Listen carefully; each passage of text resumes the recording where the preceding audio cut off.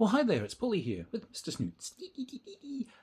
Yes, for a tea talk. Ooh. And indeed I have tea. What tea do I have? Ooh. Japanese gem matcha, one of my favourites, because it's a cogitating tea. And this is a cogitating moment, because we're going to look at little things like the misogyny that is at the beating heart of the role-playing game community and role-playing games in general. So, I've recently just seen some posts by a creator from the OSR community, the old school rules community. These are, in many cases, very specifically people who do games that are based upon original Dungeons and Dragons. They see this as the one, the true, the pure. Now, there are some really nice people in the OSR community. However, I would say their voices are largely drowned out by the angry, privileged old white men that like to basically rant on about how things were better, you know, in the old days when women didn't have the vote and just made them sandwiches, and when, you know, queer people couldn't be seen. They do a lot of this, and one of the things they bitterly complain about are Wizards of the Coast, because Wizards of the Coast put disclaimers on old Dungeons and Dragons material that they publish. They publish the original stuff from the 70s and so on. They keep it out there. They have a disclaimer that says, we are publishing these because they are a historical part of the game and people deserve to see them. However, they are products of their time and they embody attitudes and beliefs that were wrong then and are wrong now. And they do not reflect the values of our company. We ourselves promote inclusive gaming where everyone is welcome. This makes the old fart gamers shake their fists and scream, because that evil company is denigrating the game, and they're denigrating the original designers. Denigrating the original designers. Allow me to just turn to my screen here for a moment. Let me just read you something from the original designers. So here's Gary Gygax. This is from a Q&A he did on NWorld 2004. So he's being asked about female gamers, you know. So the interview's asking him, this seems to have been a very male-dominated hobby. Did you regularly have many women in your games? And he says, there were never many female gamers in our group. My daughter Elise was one of the two original play testers, and both of her younger sisters played. Lost interest in a few months. So he says, and here's a lovely quote, as a biological determinist, I am positive that most females do not play RPGs because of a difference in brain function. They can play as well as males, but they just don't achieve the same sense of satisfaction from playing. In short, there's no special game that will attract females, other than LARPing, which is just socialisation and theatrics. It's a waste of attempt to try such a thing. So Cliff Notes version, he's decided as a biological determinist. This, by the way, is a gentleman who knows about as much about biology as I do about quantum physics. Actually, that's not fair. I know a fair bit of quantum physics. And let me be very clear, I knew Gary Gygax pretty well. And let my look tell you all you need to know. But he's just saying there's a difference in their brains that means women just can't enjoy D&D the way other people do, so don't bother doing anything in the game that caters to them. It's a waste of time. There's no way to make a game interesting to women, so just don't. And this is the thing. These people who essentially created this very male-dominated, misogynistic game gave it a top-down culture of misogyny, and can then point at it and say, see, women don't play. So, well, when you've turned the thing into a giant locker room, no, women don't want to stay. You did get female players. And everyone has some anecdotes about, oh yeah, we used to have people who blah, blah, blah, blah. Yeah, but I think if you comb through those anecdotes, you'll find that a lot of them didn't play. Not for long. They stayed for a few months, and then after a while they couldn't take it. It wasn't the game, it was you. I remember it. I remember women being chased out of those groups. They're just not there. It's just, yeah, there's nothing here for me. There's no character types for me.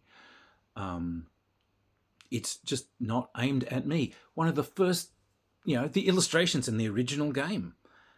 This is 0th edition D&D. They're kind of like squirrely things, but you do get a sexy witch. And this is it.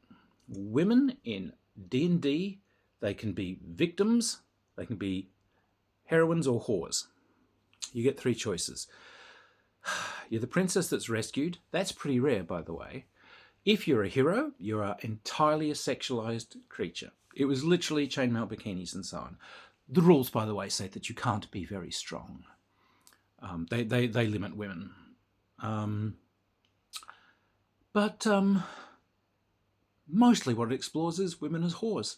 In the 1st edition D&D and everything, we've got our lovely, random prostitute tables, which go into great detail about, the random sexual proclivities of the women, because that's what they're for. There was a culture, go into a tavern, find a whore. If you look at the original modules that were published, so things like City-State of the Invincible Overlord, you won't find any female roles or characters in there. Not a one. Well, I tell a lie. There are many pages of random prostitute generation where you can, randomly generate what they're into and what they look like. Tons of that. So this was the background radiation that was made. See? Gary's right. Women don't play it. Well, of course not. I've got to deal with you lot sitting around all talking about prostitutes. Now, the fact that the game succeeded and has lived to draw female players and queer players and so on into it is despite these people, not because of them, okay? It had, the role-playing hobby had appeal that managed to thrive despite the background. Did this die out? Ho, ho, ho, ho. What have we got here? Let's just see. We got some doozies. So here's for something from one of the designers, Jonathan Tweet. Now he was one of the designers on 3rd edition D&D. So this is this smegging century. He also did 13th Age and so on. This shit's alive and well. Quote from him. Role-playing as currently construed appeals disproportionately to guys because it's mostly about things that men evolved to enjoy. Hunting and warfare. It's about a group assembling to undertake risks for glory and dominance. It's the same reason that team sports, such as basketball, are more male, whereas women just compete to be judged beautiful and worthy, like ice skating or gymnastics. TCGs are even more male-oriented than RPGs, and they're about direct conflict with no story personality. When I was in Finland 5 years ago, the TCG players were typified as guys without girlfriends. LARPing has more female appeal because it's just about personalities, relationships, and makeup. Finally, the quality of gamer men is a factor. A Finnish gamer I met said she got into gaming as a way of meeting good-looking guys. Because, that's what women are there for. We're just going to pander to the group in the hope of just scoring some hot guy who can afford a really cool dice tower. So, alive and well, as I saw from these posts from this OSR designer, who is out there still upholding this. So, misogyny is alive and well, but here's the thing. We've beaten it because queer and female and diverse and non-white gamers have come flooding in. We've stepped around these gatekeepers and make no bones about it. These people are gatekeepers. They're trying to keep their kind of people in and tell other people they are not welcome. I'm very proud to have designed Lace and Steel back in the day, which was a female positive role-playing game. We're talking the 80s here, mid-80s. This thing starred female player characters as choice. It was a game that brought in not only combat, but it brought in a repartee, it brought in fashion, it brought in the sort of things that, let you play something like you're in a Bronte novel. It lets you, play intrigue and get some actual story in here. And you still get your hunting and your sword play, fellas.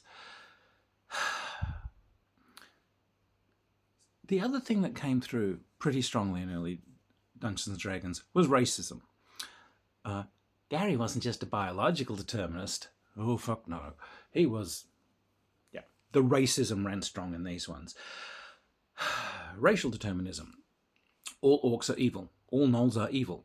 Went nature over nurture. Now, aha, I can hear them thundering to the door, but they were trying to be Tolkien and they just needed a bad guy. Yes, and also no. Because when it came down to it, in a very simple kind of early days, yeah. But as they stuck to these guns later on, we're getting a situation where these guys are honestly saying, if I find an itty-bitty baby orc, you can be an orc for 10 seconds, all right. If I find a baby and I raise it in a loving, nurturing family, it's my child, I look after it, I raise it, we have all the best, yay! It will inevitably be a slaughtering psychopath. It will want nothing more than to kill, rape, maim, and mutilate, make umbrellas out of babies, set fire to orphanages, and just kill everything in its way because it's genetically an orc, and that's all it will ever be. It will automatically be evil. Likewise, a nice set of, face it, pure white guys, elves, will always be good, and everything they do, therefore, is good. So any choices they make are good, no matter how they rape, mutilate, slaughter, or, destroy. Okay. The rules, well, they encourage genocide. The original Blue Monster Manual for AD&D, it stats the pups, it stats baby orcs and baby kobolds. It tells you how many are in a nest, and basically says, yeah, kill them. Well, yeah, if you can get rid of these things, you got to burn out the nests. You got to kill the babies. And it was a thing, encouraged. Go in there, kill the children, stab the baby. It really was. And some might think this is a little bit off, particularly since it's so vehemently defended by, essentially, gamers who could be fairly described as the worst people on Earth. And again, we've moved beyond that. The thing they're complaining about is that in later editions of, I'm still saying Dungeons and Dragons here, they've decided to look at the fact that let's posit these things in a more mature light and say you can get orcs and so on, certainly, but here's their culture and here's their circumstances and why they do these things. And they can be savage tribes. I assure you, my people are Scottish. You wouldn't want to run into them in about 100 AD. I assure you. We used to keep people's heads in jugs of cedar oil just to show them to anyone that came by. By the way, your Uncle Bob was a prick? Yeah. Here's where he ended up. There's an empty jar over there for you too. Be warned. So these are a people. These are a tribe. These have, a culture. This is how they act. And what we get out of that is a more nuanced point of view, because more nuance means more possibilities for story, and more levels of subtlety to that means there's more chance of engagement beyond just me hit and steal your stuff. We now get stories that are engaging and bring people in. And no, fellas, it's not just that they can now in these stories stand around and just socialise and be judged for how pretty, but no, those stories will generate action and adventure and involvement. The world is made richer by nuance. And that is a thing with diversity. The world is made richer by nuance. The fact that there are female players and that there are trans women designers like Janelle Jaquays, hell, like me, it's made everything better because it's brought more colour, more possibilities, which means more stories, which means more adventure, which means more light and love in the whole experience. So when you see these rotten old bastards complaining about these companies pandering to a new audience, remember, that new audience is the future. The future is not angry old white men who are going to breed themselves out of the hobby because they're just going to sit there being angry and chase players away from their tables, and eventually they'll be gone. But it's the young people coming into play today that are going to be the hobby. You can pass on the love and the light and the adventures and just the torch of wonder to them, or you can try passing on a torch of misogyny and racism. Make your choice, but I tell you, the young people aren't taking up that torch of misogyny and racism because they'd rather have the love and the light. Tea time. It's disappointing to see the OSR movement, which does have some good bones to it and some great designers and some great lights, constantly having to fight against people who are essentially trying to wind the clock back and say, we just want women to either pose in a chainmail bikini or make us a sandwich, preferably both. Yeah, I'll pose in a chainmail bikini. Hell, I've got one over there. But you're not going to like where I put the sandwich. Where are we going with this? Look, 2 points there. One is the game hasn't lost anything. You haven't had anything stolen from you by being told that orcs can be more nuanced than just a bunch of mindless thugs. You haven't lost anything by being told that girls can play the game. And you haven't lost anything by having more stories and more adventure possibilities turn up to bring you fun in the game. You lost nothing. You gained everything. So there's point one. Point two would be that things change and evolve and get better. I was playing in the 70s. Yeah, I'm old. And a teenage kid. And yeah, you know, you laughed at some of these things and hell yeah, you know, hey, let's roll on the prostitute chart and see who's on the corner. Yeah, that's funny. But in later years, as I looked at myself, I decided, how can I be a better person? Can some of the attitudes that I carry with me, are they wrong, and where have they come from, and why do I keep carrying them? I came from a crazy, born-again Christian, ultra-right-wing, racist family. I absolutely assure you. And I managed to leave that all behind by looking at myself and doing the Taoist thing and saying, I may be in error, and deciding to move on. And I didn't lose anything from that. I gained, because I sincerely believe I became a better person. And it is a work in progress. We all are, as long as we keep self-examination, clear eyes. Now, to its great credit, and one of the reasons why I love it, is that's what the role-playing game hobby did. It began to look at itself and say, I think these attitudes are wrong. I think we can do better than this. And it is. It is. It's better than this. And it's showing it every day in the products that we bring out that say yes to diverse gamers, yes to good ideas, and maybe we just let some foul old bigotries from the 70s just drop in the mud and die. And a final point from this is those creators. Now, there is a real cult of elevating some of these guys, these guys, particularly Gygax, to some sort of hero cult status. And we do indeed owe these people, gratitude for helping kickstart a hobby. Remember, Gygax did not have this thing jump out of his skull fully armed like Athena. Look at my reviews on things like Brownstein. There were people who were doing this for many, many, many, many years before, and these guys just took an idea and ran with it, okay? But also remember that these people were not heroes.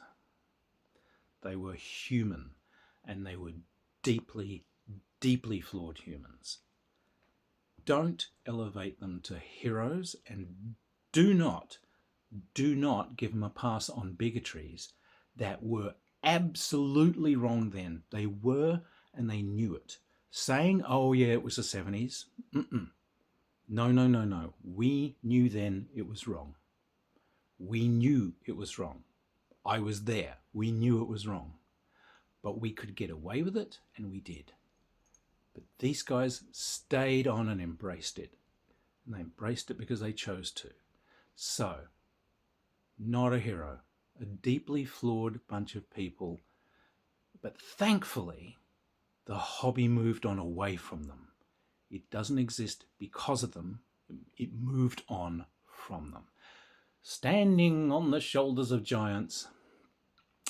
Yeah, or an alternative version might be leaving them in the dust of our chariot wheels as we go on into the sunlit uplands. Yeah, be careful who you choose to put on a pedestal. I've been around for a while. Anyway, Mr. Schnutz and I are going to drink some tea and we're going to write some games. And as you can see, it's 30 degrees Celsius in late autumn in Perth, living in the tropics. Cheers, everybody. Hope this wasn't a downer, but I really think that the misogyny and so on that really was there at the beginning, and the weird defense of it that I see being brought up, even in this day and age, just did deserve to be addressed. Keep gaming, and yeah, just keep the joy, and just keep remembering that the more we enjoy the diverse things around us, the more we love the world. Cheers, everyone. Oh, it's Mr. Schnitz. Here we go. Cheers.